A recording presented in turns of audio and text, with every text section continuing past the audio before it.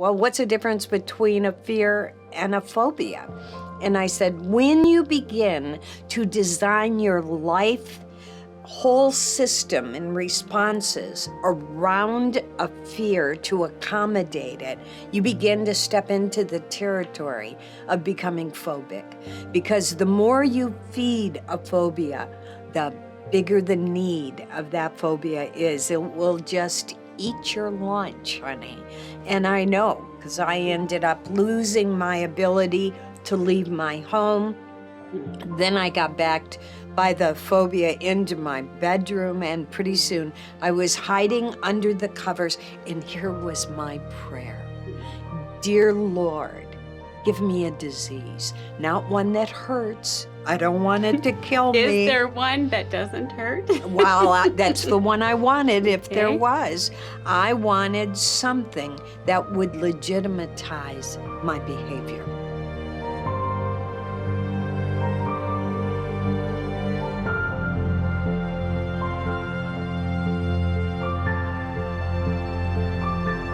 Hi, my name is Colleen Swindoll-Thompson, and I have the incredible honor of introducing my friend Patsy Clairmont, who will be talking with us today about a lot of things.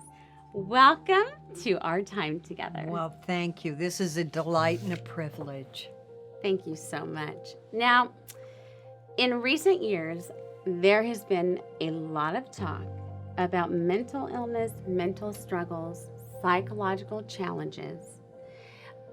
The statistics are pretty severe. They are. And I think we need to come to the table and learn how to talk about that and talk through it. I think the one that I'm most familiar with is the phobic element of mental health issue, having been a former phobic myself. Well, I say a former, but quite honestly, I have always been weird and probably always will be slightly off plumb, but isn't it good that God continues to do a work within us? And that which he starts, he doesn't weary with. I get tired of me. I get over me quick, but he keeps loving me through it all. There are over 6 million diagnosed phobics in this country. That's incredible. I had no idea. And there are so many kinds of phobias. That's what kind of fascinated me. I mean, you've got your arachnophobia, that's spiders. You've got your claustrophobia. Okay. You got your agoraphobic. Okay. So you've got, it just goes on and on and on. So there's all sorts of things. And people often ask me, well, what's the difference between a fear and a phobia? And I said, when you begin to design your life whole system and responses around a fear to accommodate it, you begin to step into the territory of becoming phobic. Because the more you feed a phobia, the bigger the need of that phobia is. It will just eat your lunch, honey. And I know, because I ended up losing my ability to leave my home. Then I got backed by the phobia into my bedroom, and pretty soon I was hiding under the covers, and here was my prayer.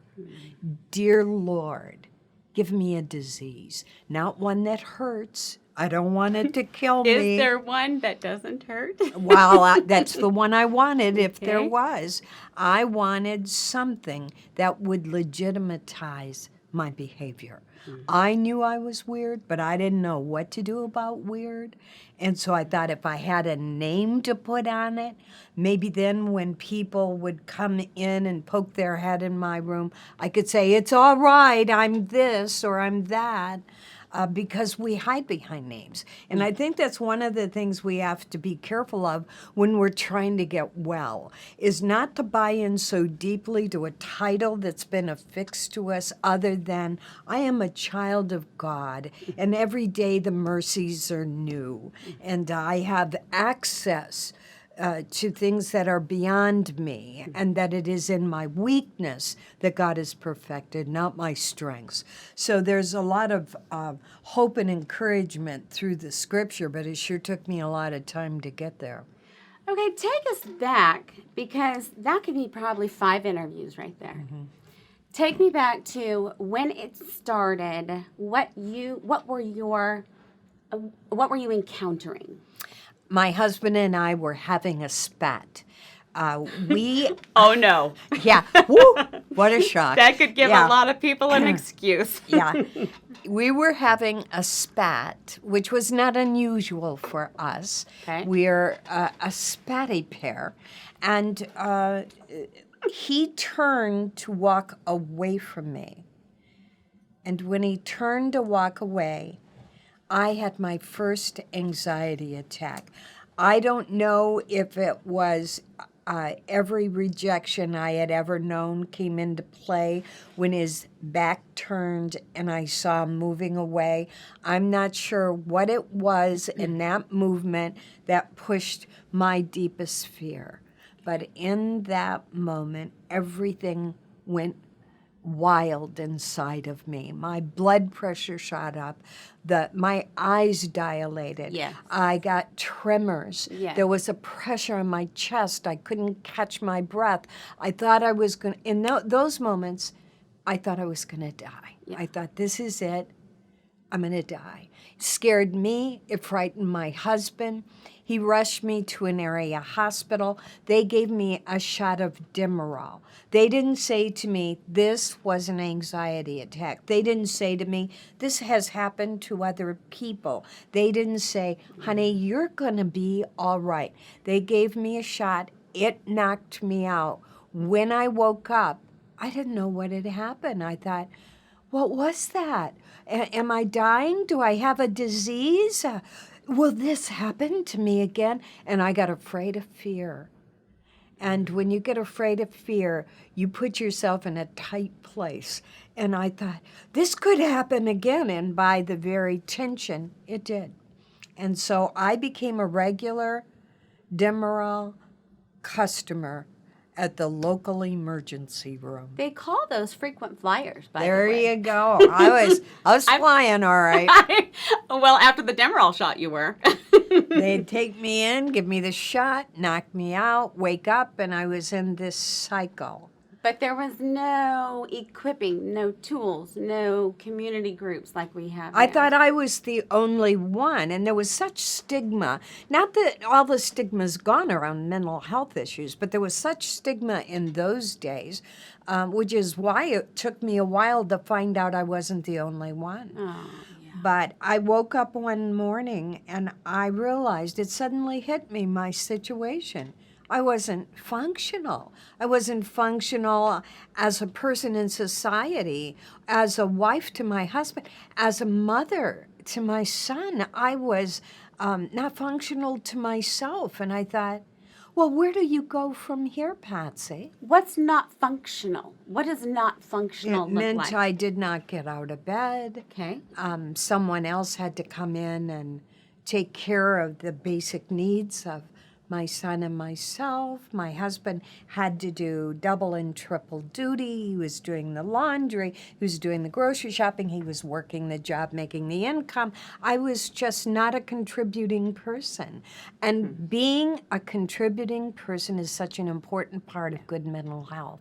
Yes. In fact, when one of our family members was going through some depression recovery, they said, get involved once a week in a volunteer opportunity, whether it's at a soup kitchen or at a youth group or something where you are involved in giving of yourself, because the endorphins, the neurotransmitters they start to get connected, and there's actually a release in the brain. The pleasure center says, I'm doing better. And it gives you a sense of having a Purpose. shred of dignity. And that leads to having purpose. And you think, I have a reason to go on because I can contribute to another life, something meaningful. But at that moment, that critical moment, something happened inside of me at the level of my faith, and that was my prayer changed from, Lord, you fix me in the night while I'm resting so I can rise up righteous in the morning. to God, I'll do anything you ask of me. Really? And when that little shift happened, change happened in me, because as soon as I said, I'll do whatever you ask of me, he asked something of me. I was going to say he answers that prayer every time. And so I heard inside of me the instruction, make your bed. And I thought, Really? that is outlandish. That is ridiculous. I'm sitting here needing healing because I want to do great things for you, and you're telling me make the bed, which was a little hard because I was in it. You know what I'm saying? Yeah, how do you make your bed when you're in it? So I had And where do you find in the Bible where it goes, okay, so today we're going to study, kids, about making our beds. So you think, am I really hearing that from the Lord? Or am I banana crackers? Did you question that for a while? Actually, as I sat arguing, it came to me. I just said I'd do anything he asked. I heard an instruction, and I'm fighting him. And I thought, I'm going to have to do this. So I dragged myself out of the bed, and I stood there looking at it. And I said out loud, do I have to make both sides? Because I only slept in this side, and you know who slept over there. Shouldn't he make his own side? Both sides. While he's doing the laundry yes. and sweeping the floor and taking care of the kids. And it's amazing what happens when we don't want to take responsibility. Absolutely. And I can hear what you're saying. There's validity in depression and not being able to get out of bed. There's validity in being so worn out that you want to disappear. However, there's the other side. It's like those great big buts in the Bible where the Lord says, okay, here's this, but I've called you to this. So you started to make your bed. I made the bed. Did you make his side on your side? I did. Good girl. Both sides, a little resentful. Then I backed up and I looked at it, and I felt a shred of dignity because I had done something I should do. Mm-hmm. When you do what you know you ought to do, you feel better about who you are. Mm-hmm. And I looked at that and I thought, that's a first boundary I've given myself. Because there was no way I was messing that bed up once I went to the trouble to make it before it was time to go to bed again. Mm-hmm. So I thought, but what am I going to do now? Well, I was going to say the bed's made. And when I said, what am I going to do now, I heard the dishes. So he began. Did you stop praying about that point? Because you're going to keep hearing things I thought this day. Isn't going well. So I began to reestablish order in my home. And the more I established order on the outside, the more orderly I felt on the inside to begin to make healthier choices. Yes. And what I learned was the principle that God showed me in His Word for the choice that I made was when you are faithful in little things, then I'll give you more. And when you are faithful in more, then I will give you much. But I wanted to go from 0 to 100. I wanted to go from not being functional to having much. And God said, no, there's a process to grow up in me. And you have to begin to be faithful in the little things. Okay, now were you raised in a Christian environment? When I was 9, my mother came to Christ, and I remember it changing the atmosphere of our home. She suddenly was singing, and the songs, I don't remember her singing prior to that. Suddenly she was singing, and the songs were songs of faith, in the garden, and what a friend I have in Jesus. And were you like, Mom, you're a little cuckoo? Or was that warm to you? I was pretty delighted with the change because she seemed safer than I had felt she had been prior. I could see a steadiness being built in her that hadn't been there before. And so it felt good, and we started going to church together, and that was a good thing. But I was in a denomination that was all rules and no grace, And when I got into my teen years, I thought, oh, I don't think so. And I was off and running. And so, I think a lot of people think that about legalism. I sure do. yeah. And so that was hard to shake because it became very much a part of my mother's mindset. And I didn't have a mindset, so I was all over the map. And then Okay. my desperation as a young adult, because I married when I was 17. I know you beat my mom and dad on that one. I was pretty impressed. We've been married 52 years now, and no, it shouldn't have worked. And we've been in and out alike, but gratefully we've never stopped loving each other. And the love commitment has trumped the times when we didn't like each other very much. How long was it when you were at your hardest, darkest time? Well, I've tried to pinpoint that down into a time frame, and it was about 6 years that I struggled in my agoraphobia. It was 2 years of withdrawing from society, 2 years of trying to get back out, and 2 years of having to face a gazillion other phobias that had collected up inside of me when I entertained them during my dark spell. So the only way you can recover from a fear is to walk right through the center of it. And I wanted to play dodgeball with them, and they kept knocking the breath out of me. I had to go right through the center of them and face each fear. So as life began to unfold and I had found the opportunity to face another one, and then God would counsel me through his word. And that's one of the things that became vital to me in my recovery, because I didn't have a counselor. I didn't even know anybody who had counselors. But I went to my medical doctor and I said, don't you dare give me one more pill. I need to go somewhere where they can help me. And he said, well, there's a self-help group. I never heard of self-help groups. Well, they weren't around very often. No. And he said it takes place at such and such a church in their basement, has nothing to do with their denomination, and you go there on Wednesday night. So I said to my husband, guess where we're going? So he would take me. As he's cleaning the dishes and making the bed. Okay, I'll grab the keys too. Oh, yeah, poor guy. They asked him, how did you survive her in the worst of it? He said it wasn't that big a deal. And I said, Les, that was a big deal. How did you survive? And then we realized he came out of a severely abusive home where his dad literally shot guns and threw knives at the children and beat their mother all the time. Les was hospitalized the first time at 6 months old because he wouldn't stop crying, and his father punched him in the face.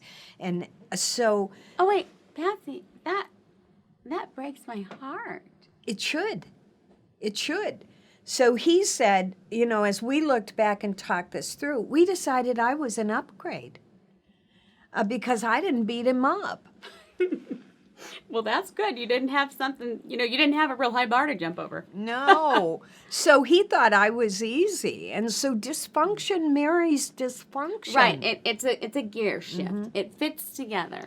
We marry each other's strengths and go home to live with each other's weaknesses, and then we're startled by what have I got myself into.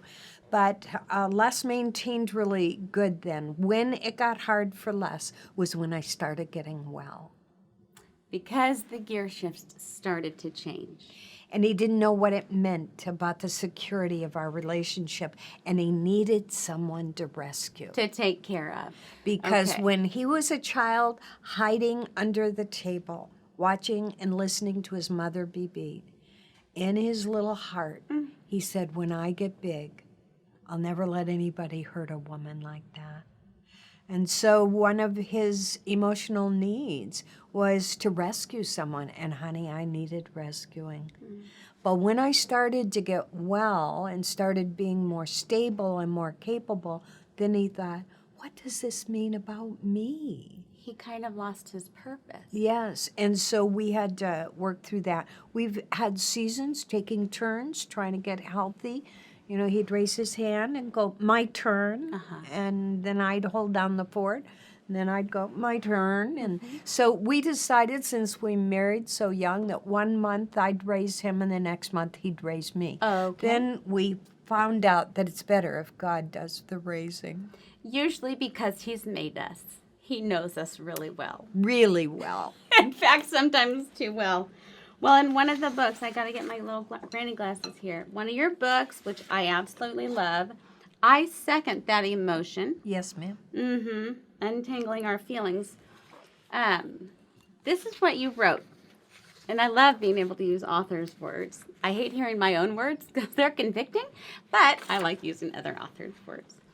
For many years, my feelings dictated the quality of life until Christ's intervention. While my efforts to contain myself have been gradual, change has continued, providing me with insights along the way. When we combine life's circumstances with our emotions, they can add up to a tidal wave, threatening to sweep us away. I've been there. God's word is full of helps for emotions like grief, moodiness, fearfulness, anger, self-pity, and human responses. Isn't it amazing people don't know that's in the Bible? But look at the Psalms. I'm so glad the Psalms is in the Bible. So David may have comforting. been a little bipolar. So then you have a workbook. So I did this at home. I did a little test with myself. And your workbook, goal 1, get in touch with the ways we are affected by our emotions and make a plan to let God work with us in areas we need improvement. And because Romans 12:2 is one of my favorite verses, I thought, I'm going to get an A+ in this. I failed. So I had my son come in. I said, okay, Austin, when it comes to my emotions, which of the following best describes me and why? And you write, our options are an angry lion, a hissing snake, a barking dog, a tiny kitten, a playful otter. I thought, I'm going to be the playful otter. He goes, no, Mom, you're a barking dog. I said, why? He goes, well, you're very loyal to your emotions and to your beliefs. But sometimes you want everybody else loyal to them too. And sometimes they're not always the right ones. And I said, I promise I'll work on that. Thank you for telling me the truth. So talk to us about telling each other the truth. I think telling the truth, I think the bottom line has to be that it's done in love. And here's one of my measurements to know if I'm the one that's to be the truth teller to another person. If I can't wait to get in your face and tell you the truth, I'm not the one that's supposed to do it. Okay, say that again. If I can't wait to get in your face, I'm not the one that is supposed to do it. That's the measurement I use for myself. But when I am reluctant, when I don't want it to hurt you, when I really hesitate but you ask, and God, I filter my words through His mercy, then that's where it works. That's where it works for both of us. Because I'm very quick to want to fix people. I got an answer for you, honey. And he just sometimes doesn't listen, does he? Well, and you can be so offensive that you add damage to someone who's already wounded. And my husband and I have had to do a lot of healing and a lot of changing in the way that we talk to each other, because our tone of voice, our body language, all of that has its own impact. And just recently, I had said something that didn't need to be said. And I went back and I said, I shouldn't have done that, and I'm really sorry. He said, so are you saying you were wrong? Oh, phooey. I already said sorry. Let's not get into detail. And I said, I'll be back in a minute. I dashed off because I thought, I'm going to hurt him. And so I dashed off. I came back and I said, okay, yes, I was wrong. He said, can I film it? I like to put it on Instagram. No, you can't. No, film baby it. doll. It's within our four doors. And I'm less sorry right this moment. Oh, shoot. But we know how to push each other's buttons, but now we've learned that what's really important is learning to draw on the principles of God, because we tell each other all the time, God has given us to each other, and we need to be as peace-giving and as loving as possible, because life is already hard enough. Life is so difficult. And so we've come a long way, baby, in our motives and in being more word sensitive. Because what I could say to one person, I might not be able to say to another. And you learn quickly where a person's at and when they have an ear to hear, and if you're the one that should be placing the words out there. You may know the truth, but your truth may not be what God's going to use to set them free. So make sure that you want to say what you do. I've paid a great price in friendships for saying too much that wasn't my place. So tell me how a couple who is at a place where they are knocking heads and they know how to fix one another, but they're unwilling to be vulnerable and look inside themselves. What got you to that place? One day we had an argument, and I once again won. I was good at winning. Fast with my words, tuck up one side, down the other, take his words, weave them around Look in at all circles. the books you've written. You've got plenty of words, honey. I got words. I got words. And my husband looked at me when I was all done, and he said, "Let me say this. Because you can out-talk me, it doesn't make you necessarily right, nor does it make you kind." Whoa. That went deep in me. I really wanted to be kind. I didn't want him to have to find kindness in other places. I didn't want him feeling like, especially as hard as his life had already been, I thought I should be ministering kindness to this man. He needs it at the deepest level of his soul. And he was very kind in so many ways and continues to be. He's tender-hearted, and I didn't want to be part of what made him hard and resentful. You know, Solomon 4 talks about guarding our heart with all diligence, for the springs of life come from it. When you have a very smart head and you have a heart that maybe has some calluses, there's a lot of work that goes on to bring that together. Did you ask the Lord, help me figure this out? I said, "Lord, he is right. I am good with words and fast, but I wasn't right. I wasn't kind. And I don't know what to do, because my best effort hasn't changed this."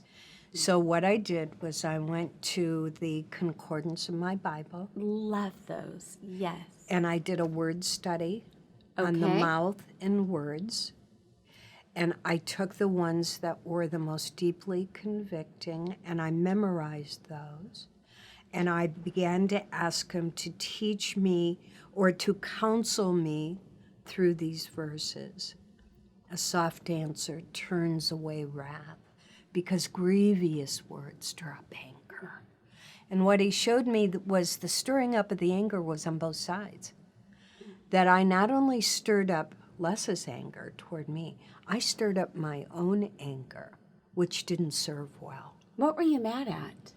I was mad at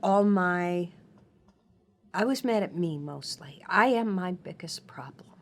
Don't you want to fire yourself sometimes? I want to fire myself all the time. I was sure it was Les was my biggest problem. But you found out. It was me. I was my biggest problem.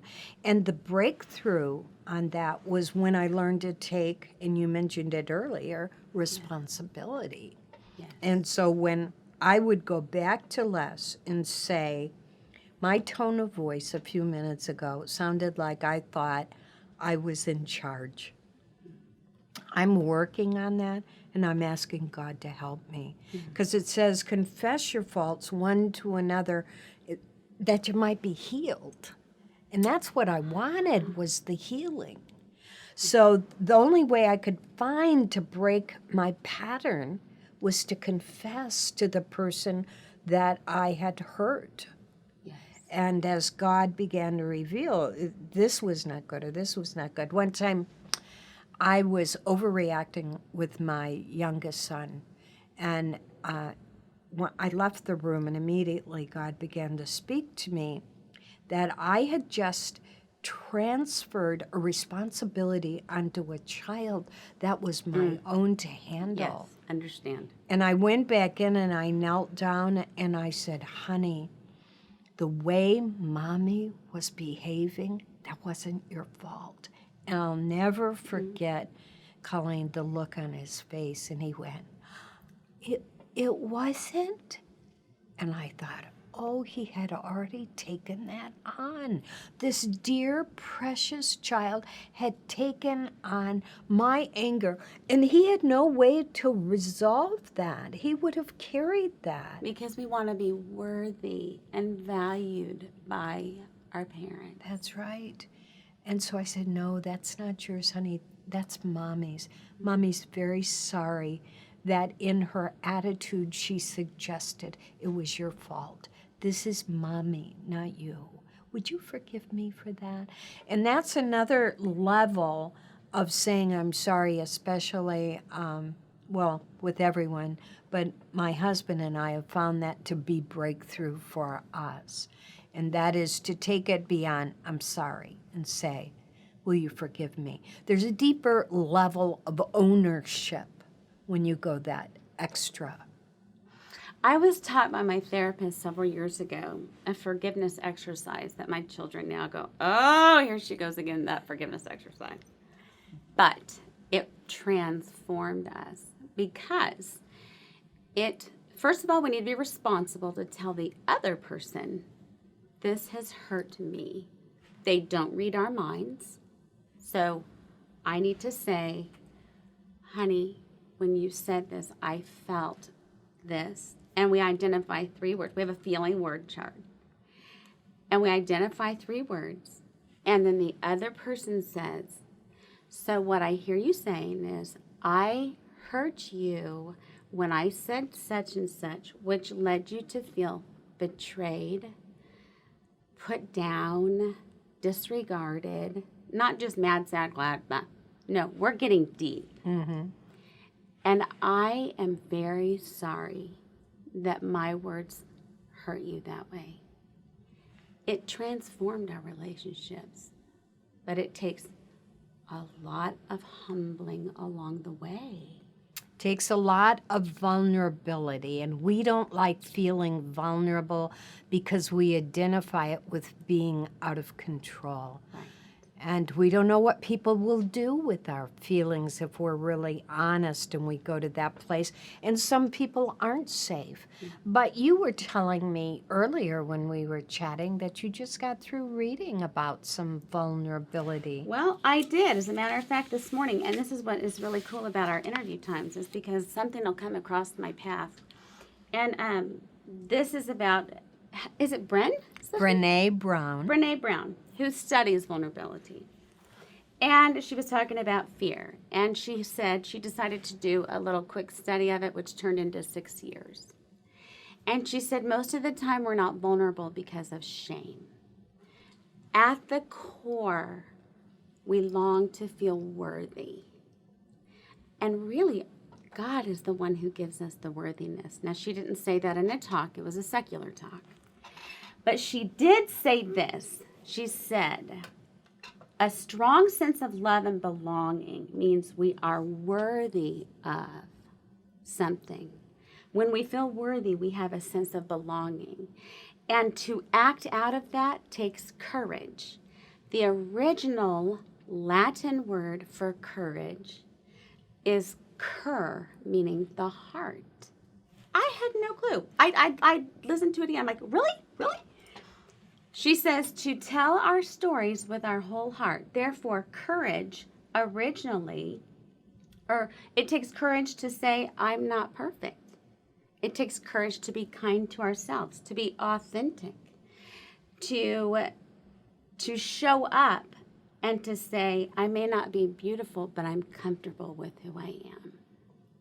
That takes a lot of courage. And so then later I was journaling and I wrote, when we have a sense of worthy purpose, we're more able to find the courage to be vulnerable and live life from our true self, not the false self or the one I want you to think I am, but my true self.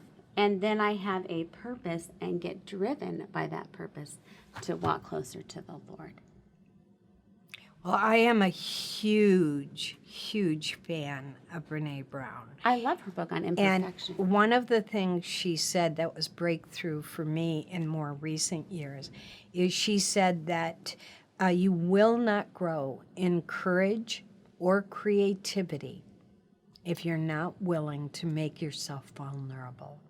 If you're not willing to put yourself in a position of saying, I didn't know that, or I'm still learning, Or I was wrong. or I'm not there yet, or whatever it is that opens up this sense of vulnerability, and it is in that we have an opportunity to take new steps of growing courageous and being creative. Okay, now I love that. I have a big question for you, Patsy.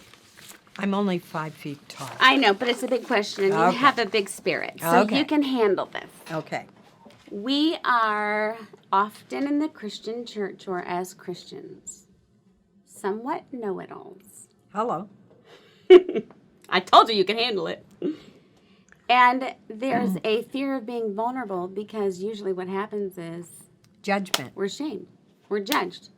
If we admit, oh, I'm an addict, or I'm an alcoholic, or I'm into porn, or I'm whatever the church wants to label as good or bad, as if there is a difference between that addict and gluttony, shall we say. Well said. The question becomes, how do we learn to be vulnerable? Because, see, when I take my son, he's so different. And he does not fit into anybody's box. And there are plenty of us in my world of this disabilities life who have been so ashamed and judged because, no, our child doesn't operate the way yours does. My child is not perfect. Teaches me more about the Holy Spirit than anybody at church. But he's not perfect. How do we help one another become vulnerable? Well, it is not safe to be vulnerable with just anyone. So you start with a safety factor, and you make a determination. You go to someone that you love, whom you know has your best interest at heart, and say, I would like to practice opening myself up in ways I haven't done yet, and being honest about some things. Because you're going to be flooded with your own emotions when you go someplace you don't usually go, when you open up in places ways. I do go, because I never know how he'll behave or how he'll act. And we have this kind of written, not we, but I have learned, and I did have this before the Lord decided to say, let's cut you down a few sizes, honey. However someone acts, instead of saying, what's wrong with you, let's say, why are you where you are today? Which brings in a sense of vulnerability and helps them feel safe. But I think the individual, like for instance, you as a mom, you need to practice opening up about how you feel in spaces that are safe for you to express it. Because if you start expressing how you feel to a group that is not Poor judgment. trained or experienced in having a child that stretches your heart and teaches you new things, they're not prepared to respond in ways that will be supportive or necessarily even kind. And they're not really at fault. Because if we haven't equipped, then we haven't done our due diligence either. So it's Well, a both and. As you experience acceptance and learn how to vocalize, then you gain the internal strength to go back and be the one who says, here is what I've gone through in my family. Here's what I've felt. Here's how that can be different. And you can help them. But you can't just jump there right from the get-go. No, because that's not going to work. No, first of all, your heart is not going to be protected. When I have exposed things before it's been safe to do it, even in groups of believers, it has not gone well. They haven't known how to respond. I have felt the added rejection. Yes. I have brought my own judgment against myself. I've added to my shame, and I've shut down at deeper levels. I've found it's very important to be selective in the beginning until your strength grows and your understanding through the counsel of God's Word, and then handle it in a more mature fashion. So take us back to when you're in bed. It's not like you're out able to look for these quality, safe people. That's right. I started by saying to God, I've got nowhere to go but you. And I know... Which is a pretty good place to go. But I had to find that out. Yes. Because I had already made up my own theology. And this is why we can't be alone. If we are shut in a room by ourselves, we will get weird. We're nuts. Yeah. Our mind is not our best friend. No. And our feelings Even are if you're not in the bed, if you're just staying at home all the time, you've got to connect with other people, because you will begin to come up with the weirdest vain imaginations and belief system. And I had decided in my theology that God had favorites and I wasn't on the list. And I had not read his counsel where he says he's not a respecter of persons. I hadn't read where he called all of us to grow up in him and that it's a process. I thought it was a moment and you'd be fixed. I didn't know I'd have to go through so many levels of discipline and more failure. I didn't want any more failure, but I had to trip and stumble to learn how to get a hold of the true counsel of his word. And what I did was, the way I put the people around me initially was radio pastors. Okay. And then books. Okay. And books became my source of sanity. God used the written word of his counsel and the written word of his people to bring me back to health. And then he began bringing individuals into my life. I ended up opening a small bookstore in my home to feed my habit. I didn't have a lot of... Then you didn't have to go out.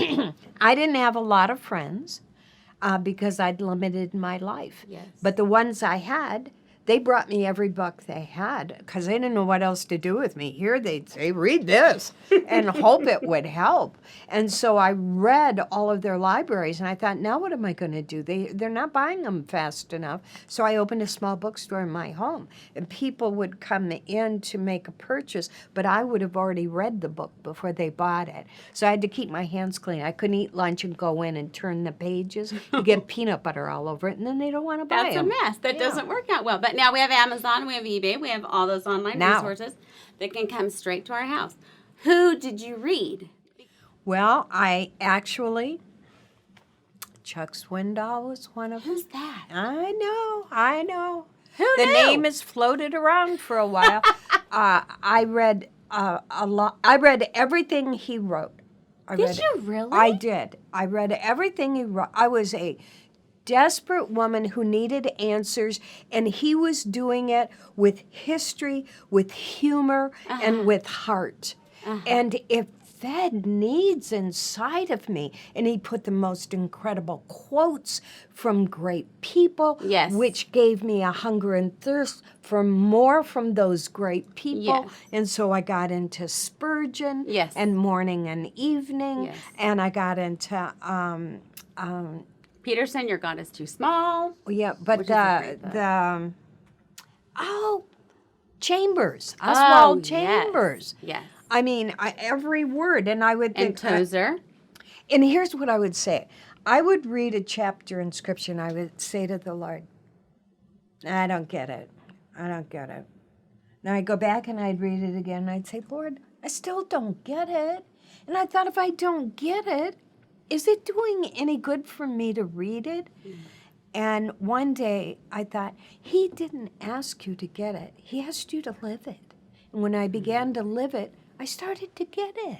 Oh, that's what you mean. And it made a tremendous difference in my Yeah, life. you don't open the Bible and find that he has a clarifier in the beginning saying, oh, and by the way, only do what's comfortable. Yeah, or convenient. Yes. Or what you know so far. I remember reading one day, I'd opened up my Bible and I saw that we were to do good to our enemies. I thought, What enemies? the heck? I don't want to do that. I have trouble being nice to the people I like, but I don't really, enemies. I don't think I really have an enemy. And I looked up and there was my husband and I thought, well, he's not my enemy. And the question came, what do enemies do? And I said, they fight. He said, what are you doing with your husband? We fight. He said, do good to him. And I thought, well, I'm not speaking to him right now. And I can't do good to him till I'm done punishing him with my silence. And I didn't realize my silence was passive giving him a aggressiveness. break. Okay. Yeah. Okay. So I fixed him a cup of coffee and I took it to him and I sat it down. And I remember him looking at the cup and thinking, what's this? I didn't put arsenic in it. Yeah, and he looked over it like that, and he didn't say anything. And then I went and got him the newspaper and brought it to him. And then his eyebrows started doing funny things. They began to knit together in the middle. I could see he was trying to figure it out. What is she doing? Now, was that scary to him? Because he It was used, confusing. yes, he was used to rescuing you, being given to. That had to be. And then I went and fixed him a bath. I said, I fixed you a bath. And you could see the walls of separation from all of our spatting. You could see it starting to come down. And I could feel the emotion of love coming up. Because I was doing loving things, I was beginning to feel in a loving way. Yeah. I felt better about me. I felt better about him. He was loving, receiving. He thought this was wonderful. And it began to change things. I remember saying to him, you know what's the matter with you, Les? How many times did you say that? 1,000. Okay, And just I checking. said, you need to know Jesus, because he wasn't a believer yet. Oh. And he looked at my life and he said, really? Why? And I thought, oh, golly, he's in better shape than I am, and I know the Lord. So I had to stop telling him he needed to know Jesus, and I had to start living like I knew him.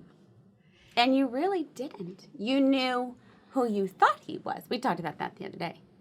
And then as I began responding to the Lord's love and direction and correction and protection, what happened was, at the end of that year, Les knelt down in our living room and invited Christ into his life. And he joined the Youth for Christ. Oh my gosh. And they asked in a group, who was most influential in bringing you to the Lord? He said, without a doubt, it was my wife. And they told me that, and I said, really? Who's he married to? And then he followed it up with this, because when her life changed, I knew there had to be a God. And isn't that the truth? If we could stop trying to fix everybody else and start living like we knew the God whom we proclaim, they would see by our very attitude and the changes in us that God's alive and well. So really, it's more about being quiet. You know, I'm reading this book. I've referred to it a couple times, but he talks about after the crucifixion of Christ. And I marked the page because I was praying before our time together. I'm like, Lord, you know, maybe I need to share some of this. It's from Jean Edwards' book, Exquisite Agony, Healing for Christians Who Have Been Hurt by Other Christians. It's a good book if you want to be really challenged. But he talks about after the crucifixion, how Christ died. He said he criticized no one. He gave no rebuttal, never resorted to logic or reason, did not defend his rights, gave no defense, challenged no lies, answered only with silence. And then I shut the book because I thought that's all I can take for today. Because I would have been like, no, you thought you could keep me in the grave and now I'm alive and well. That's not Jesus. He was silent. Under accusation. And lies and betrayal. Because he knew the Father. And you learned to know the Father. Yes, but I'm still noisy. I'm still having to learn about not defending myself and not overreacting. I tend to be extreme. I'm either all the way up or all the way down. You're and I'm kidding. saying, oh God, bring me to the middle. And so I'm learning balance and health. Well, if we have a few more minutes, and I think maybe we do have a few more minutes, I did a little bit of question asking about you, Miss Patsy. And I asked some of my readers, if you could ask Patsy anything, what would you ask her? The best one, I thought, was, this lady wrote, normal isn't a setting on the dryer anymore. Now it's wrinkle-free. And my question was, where do you buy that dryer? I love that. That's Was great. there ever a time of debilitating grief in your life? Mm-hmm. What and when specifically was the turning point for your healing? I've got a chapter in the book Twirl toward the very end. And what I have learned, and I have gone through great, great losses in my life. But I think everyone has gone through great, great losses. What I've learned in the journey is you have to make visits to the cemetery of sorrow within you. We all have a cemetery of sorrow within us. We have to pay visits there. We have to do our grief work, but we were never meant to live there. The only person who lived there that I can find in Scripture was insane. And so we have to go do some grieving, get up, live life. We may be asked to come back and do some more grieving because grief is like that. It waves in and it takes your breath away and knocks you off your feet, and then somehow you go on and suddenly the next wave of it comes in. So we'll have to go back and forth, and no one should judge another person with time limits on how long it's going to take you to get well. We are so formulated in our land, but no one can say, well, you've just gone through this kind of loss. It's been 2 weeks, baby cake, snap back. Yeah, it's everyone is different in the processing. And oftentimes, like when there's a death of a child, the statistics are unbelievable of how many people end up divorced. But we marry an opposite person, and then we're surprised when we grieve in opposite ways. And usually one person will shut down and one person will get very, very busy. The very busy one judges the one that is shut down, and the one that shut down judges the one that's very busy. And we pass judgments by saying, he must not care as much as I do. Look, he's out in life. And this one's looking back thinking, well, she doesn't see that it's important to go on with living. And so we misunderstand and we judge. And we have to realize that we're going to do it different because we've married an opposite. And different doesn't make them wrong. And what everybody's trying to do is survive the overwhelming pain that they don't know how to process. Yes. And so with each loss you go through, and it can be the loss of a home. It could be because of fire. It could be because you're moving from one city or state to or country to another. It can be something of losing reputation Yes. for one reason or another, or losing your money. Suddenly, you had great power, and now you're pinching pennies, and you think it changes your value. And the very wonderful thing about the redemption of Christ is in these desperate moments, because of the expansiveness of our vulnerability, we open up to learning truth at levels that we hadn't ever recognized before. That our worth will always be in Christ. We will always have value, whether we're on the mountaintop or in the deepest valley of regret and loss. So, Loss is a very interesting thing. You know, one of my favorite poems that my dad quotes is, "One by one God took them from me, all the things that mattered most, until I was empty-handed and every glittering toy was lost. And as I walked earth's highways in my rags and poverty, I lifted up my hands and said, please fill them with me." And he filled them with some riches beyond what I could know. And I don't even remember the rest of the poem, because that's the only thing that matters. That we lose it all at times. And yet, that's when he can fill us the most. But that space in between is hard. it's very hard. Now, I want to ask, where do you turn in the Bible when those old fears resurface? Depends on which fear it is, which place I go to.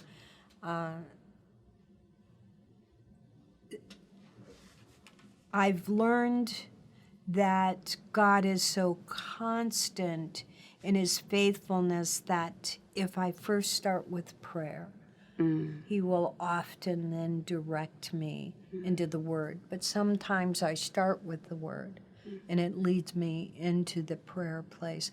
So God is able to meet you. And sometimes the phone rings, and it's a friend who gets me. Or you open a letter, and there's just the thing you needed to see, or a book, and you take in what you can. Yep. So it's the diversity of the way he ministers hope to our heart. It says the heavens are declaring the glory of God. When we think God isn't speaking to us, go outside and Just take a look. take a look at the morning sunrise or the evening sunset or the starry sky, and you are reminded again of how small you are, how great he is, how provisional he wants to be, and how personal. It's a lovely thing. I'm in poetry class. I really recommend it as a therapy because it helps you get in touch with your words and press them down in meaningful ways that helps you heal. I'm going to ask you one more question. What's your favorite verse? Or do you even have one? I do. I have several, but I would have to say years ago, someone asked me, did I have a life verse? I didn't even know what that was when they explained. It's a verse that you think God wants to use the rest of your life. Well, all right then. So I had a sense of what it might be, but I was trying to be very prayerful and not be willful and let God show me and not make up my mind without his presence in it. And it was Psalms 1, verses 1 through 3, with the emphasis on the third verse, I want to be a tree. Because I'd been a scruffy bush all my life. I wanted to be like a tree, planted not in the waters, but by the waters. And when you're planted by the waters, it gives your roots a chance to extend out to find the water, and it makes you more stable and strong. And I wanted to maintain through the seasons of life, giving forth my fruit when it was appropriate, and resting in times when it was necessary. And the companion verse for that is in Jeremiah 17:8. So I have kind of hung onto those.